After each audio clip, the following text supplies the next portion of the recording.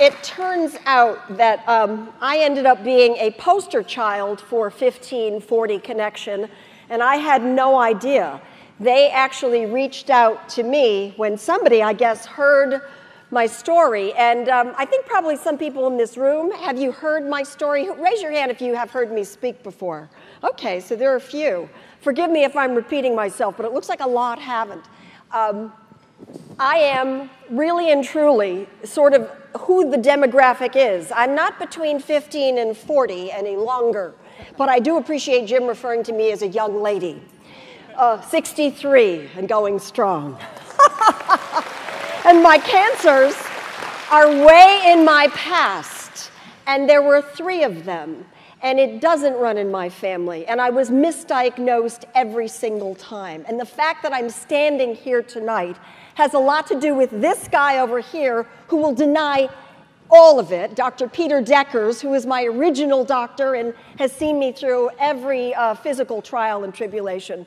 And he's a real healer and an incredible guy. So no matter what he says, just hold that in mind. And I very seldom get to speak with Dr. Deckers. But let me tell you my story, because it sort of hits on, I think, all the points. I was about 26 years old.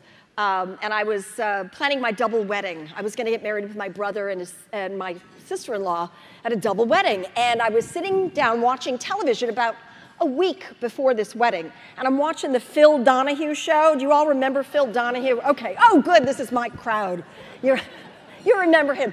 So Phil Donahue had a guest on, and she was talking about cancer of the colon, and that it all started with a mole on her leg.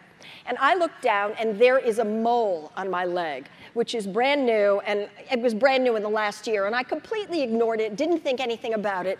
And this was back in the dark ages of skin cancer, 1979, when people were not talking about melanoma and the warning signs and all of this. So believe me, I had no thought about this, except that maybe it was kind of cute.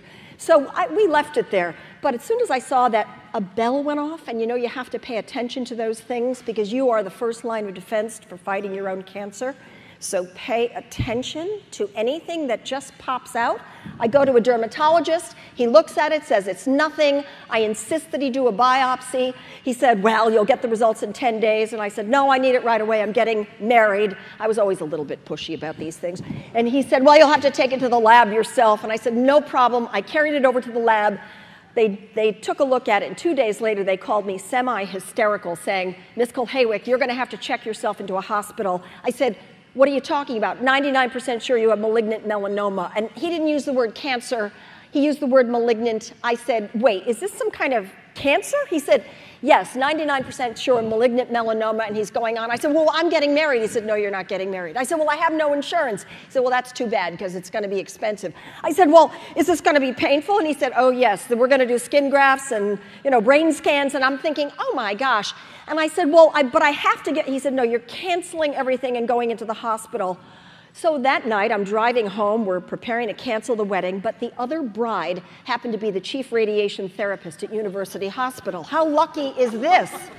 And she says, Joyce, you got to meet this guy, Dr. Peter Deckers. He's a surgical oncologist, and his specialty is melanoma. You need a second opinion. And I thought, why do I need a second opinion? There couldn't possibly be second opinions about what's cancer and what isn't. But there are so many ways to treat cancers as information comes in.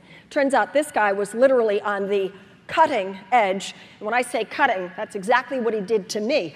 I walk in that morning. He had already looked at my charts. He said, okay, I'm going to give you the good news and the bad news. Bad news is it's a very vicious and aggressive tumor, spreads very rapidly, metastasizes to the brain, the liver, etc.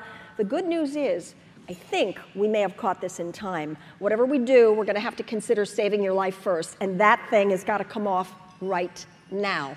Can you handle a local anesthetic? And I thought, is he preparing me for amputation? Am I going to have this leg? I don't know, but I said, take me in, doc.